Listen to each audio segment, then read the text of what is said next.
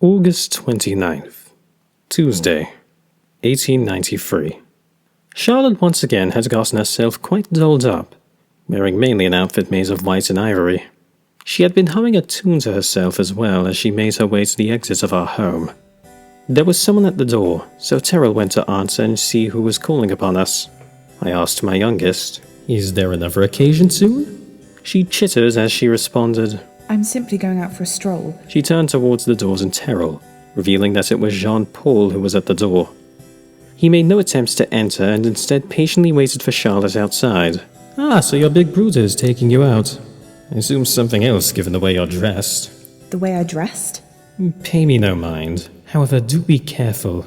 Going out can be quite dangerous for such a ravishing beauty." Don't worry, I've got my gentleman brother to protect me. Charlotte made her way towards him and linked his arms around the man. I shan't be out terribly late. We are simply going out for a stroll. I nodded my head and gave my youngest to my dismissal. There is actually some business I need to attend to with my newest maid anyhow, and Charlotte's not being around makes the situation all the more convenient. I desire a private audience with the young rat.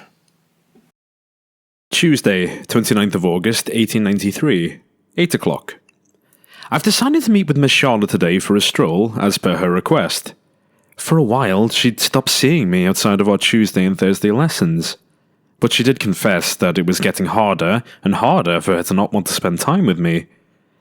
I believed her to be over-exaggerating this bit of information. All the same, I was enjoying her company more than anything in the world. She ended up coming to the place we planned to meet, accompanied by the young man that I saw with her earlier this month.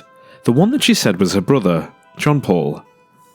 Charlotte had given me a very friendly greeting that seemed to give the gentleman quite a concerned look. He came towards us almost cautiously as he asked, "Charlotte, who is this?" I could see her get a loss for words for a moment as she pensively stared at me and bit her lip and turned back towards the man, searching for the correct answer.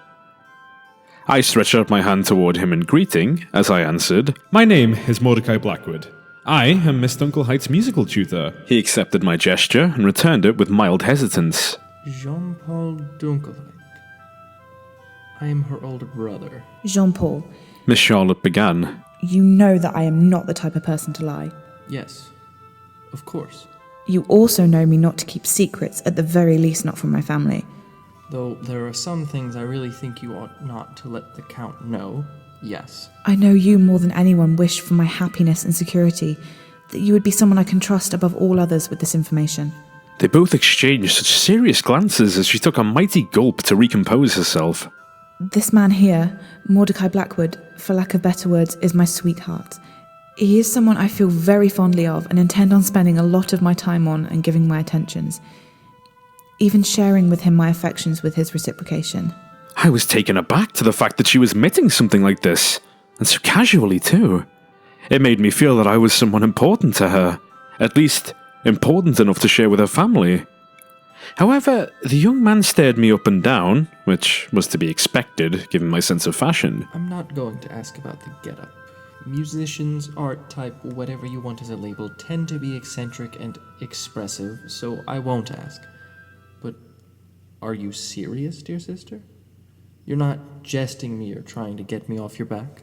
Would I make a jape like this? This person is important to me. He paused with hesitation before answering. No. He redirected his attention to me again. Blackwood, is it? Do you return these feelings for my little sister? Jean-Paul, that is not your place to ask or know. However, I decided that I will give the man an answer, as it felt only courteous to do so, both because Charlotte put herself out there, and I would like to retaliate, and also because he was the brother of someone very special to me. "I do," I started. "I feel very strongly for Miss Dunkelheit." She shot me a flustered glance, and I watched her pale cheeks become quite rosy. "I'm afraid that she may have taken the words out of my mouth, however. I feel like I would just be mimicking, should I try and restate how I feel." Charlotte almost impatiently raised one of her hands to her face, placing her lips into the mounds on her palm. The other hand wound its way against mine, grabbing a hold of me. Must have been an interesting pair our hands made. My black leather glove entangled with her white lace glove. There you have it. Her mouth was still guarded by her limb. Her eyes were glistening, and her expression read of both embarrassment and tenderness.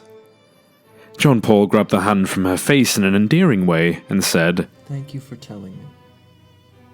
I may not understand why anyone would be so showy with their fashion, but I hope that he truly makes you happy. You have been seeming so much more aglow as of late. This must be the reason for that. He looked at me. Charlotte is a fine woman. I trust that you will not take her for granted at any moment. I smiled back at him as I replied, And how could I ever do that? I'm still in disbelief that she would even give me her time. The three of us had a moment of solidarity before we continued on our way to having our time spent together. We mainly kept away from crowds and the prying eyes of the public, as Miss Charlotte had promised that we would. I wonder if she asked her brother along because she felt the desire to be more traditional and have a chaperone because of how she felt towards me. Either way, if he was merely a chaperone or it was because I was worth enough for her to want to share, I was very content. My heart was aflutter for the rest of the afternoon. August 29th, Tuesday, 1893. I finally slept in the servants' quarters last night. Well, I say slept, but I hardly got a wink, if you catch my drift. Even still, Bernice and Hope nearly had to drag me out of bed in order to get my chores started for the day. I ended up doing what was asked of me and rolled out of the mattress and getting dressed. I suppose it wasn't a terrible thing to do my chores assigned to me, however, since I ended up running into Miss Charlotte this morning. She was as gorgeous as ever and dressed in a lovely gown of ivory lace and white ruffles. "Hello, Miss Charlotte," I said cheerfully upon seeing her as my involuntary smile crept onto my face. "How are you feeling today?" She tenderly smiled at me and I felt my heart skip a beat. Miss Charlotte opened her mouth and responded, Why, hello there, Lisette. I'm doing rather well. How about you? How did you sleep last night? I fidgeted on the spot as I almost embarrassingly admitted out loud, "Not as well as I sleep next to you."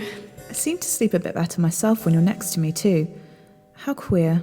Perhaps what we both needed is a bed buddy. I am glad to be of service to you then. I was almost brash in my movements upon saying this. Pardon, I hope you don't mind me, but it is true. I like it that I can help you in any way I can. I truly appreciate your desire to help. I hope I can do the same for you. But you have already done so much for me. There is no need to say that you hope you can do the same.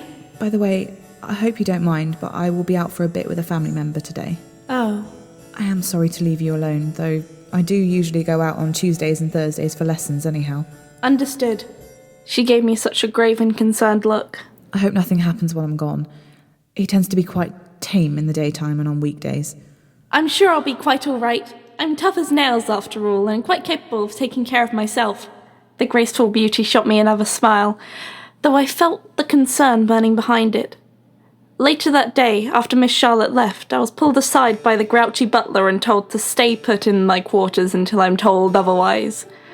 I was very annoyed by this, but I was worried that my misbehaviour could get Miss Charlotte in trouble somehow. I did as I was told for once in my life and waited. Within a quarter hour, the door creaked open and I turned to see the horrid Count standing in the entrance, fag in hand and a devilish grin across his face. I got tense and I'm sure I was scowling. He entered, closing and locking the door behind him with the key necklace he had buried under his dress shirt. The man approached me and said, Waited long, mine Hostier? My legs were near tremble, but I was not about to give in without a fight. I snarled, "What do you want?" What's your tone, impetuous girl? I simply want to talk. He gave out an annoyed huff and shoved me onto one of the beds and made himself comfortable on the one across from me. I have a hard time believing that. Where did you disappear to the other night? None of my girls have ever eluded me in such a way, but somehow you did. I stayed quiet. I was not about to sell out Miss Charlotte. I know every inch of this estate, every hiding spot, every door. Yet you were able to evade me despite my knowledge and insight. I'm not telling. At least you aren't lying. I hate people who lie to me more than stubborn little chits who keep secrets. Don't call me a chit. I don't even know what that means. He took a whiff of his cig and breathed out the smoke in my direction. You see, I know the answer. I simply wanted to see if you would confess, lie, or keep it a secret. And since you've proven to be good at keeping your mouth shut, I might be more inclined to what I was thinking of offering. I don't want nothing you have to offer. I also don't believe you. I don't think that someone who is a liar should be such a hypocrite about other liars. I know that Charlotte hid you away in her room that night. I suddenly froze. I also know that she took you in the next night as well. He paused, almost looking lost in thought. I've never seen her glue herself so closely or quickly to a maid before. This can prove quite useful. He gave a sickly grin as he took another drag from his cigarette. I'll tell you what, mein Hastier. I'll leave you relatively unscathed if you do something for me in return. I don't make deals with devils. It requires believing in them first. What could I possibly offer you anyway? He practically hissed his next words. If you let me finish, you would know. He shot me a glance of disapproval before continuing. I want you to keep being friends with Charlotte. I want you two to be bosom buddies, in fact. Keep her preoccupied. But I want you to let her think you are still in harm's way. That she is your savior. What? That makes no sense. Why would you want something like that? The details as to why should have no concern for you. I'm offering you a deal I have never offered before. And trust me, you will very much prefer not to be treated the same as the other maids. You mean like Hope? I thought to how nervous she had been for my well-being, and how she seemed to have lost all hope for herself, even though it was her name. And Bernice? A strong-willed woman that even seemed to be downtrodden by this fiend. I will assign you to be Charlotte's personal maid. A handmaiden, whatever you like to label it as. You can spend all the time with her that you like. I don't trust you. I didn't ask you to. You're using me. And using me against Miss Charlotte. What is in it for you? I've already told you that is not your concern. You're going to hurt Miss Charlotte, though, aren't you? You care so deeply for her already, but I want you to remember that you are mine. I paid a great price for you. He got a menacingly annoyed look in his eye. In fact, you were my biggest purchase, and I've yet to be satisfied. Purchase? You really did buy me. They leave you all to be so ignorant. That is what happened. So, that kinda makes me your whore. Yep. But you're a very expensive whore. And you want me to satisfy you? Don't make me sick. I'm not asking for sexual gratification, fool. He angrily took another huff from his fag. Keep an eye on Charlotte. That is what I'm asking you. But you want me to deceive her? You want me to make her believe that I'm in the jaws of the wolf? I can make you feel that way if you believe yourself to be a terrible actor. He stood up and approached me almost like a snake, grabbing a hold of my arm as I tried to wrestle it back from him. What are you doing? Let me go! He said nothing but gave me a very blank smile and stare, and he raised my wrist to his mouth, revealing his sharp teeth to me as he opened his jaw. Stop it! I snatched my arm away from him and he chuckled. I may not be too harsh on you, mein Hastier, but you still are indeed in the jaws of the wolf. Understand? I stared at him with a pouty and defiant look, but I think he could see the fear still well up in my eyes. So, you have yet to give me your answer. I looked around the room fervently before I let out a sigh. Will no harm come to Miss Charlotte should I do this? You will be her guardian and shield. Fine. I'll do it. Good little Hastier. He made a diminutive pinch on my nose. I prefer obedience over your stubbornness. He shot up from his spot and patted off his clothes. Well, that is all. You may go back to your work. I'll let Charlotte know when she returns that you are now hers. He began to make his way to the door, unlocking it and turning the knob. Oh, and Lisette? He turned towards me with a deathly look in his eyes and an absent smile on his lips. Do not disappoint me. The Count began to whistle a tune as he exited the servants' quarters, and I felt as though I could sink into myself. I swear, I almost never once believed in God or his creations like the devil. But if he were ever to truly exist, I think I am in his house and I have regretfully made a deal with him.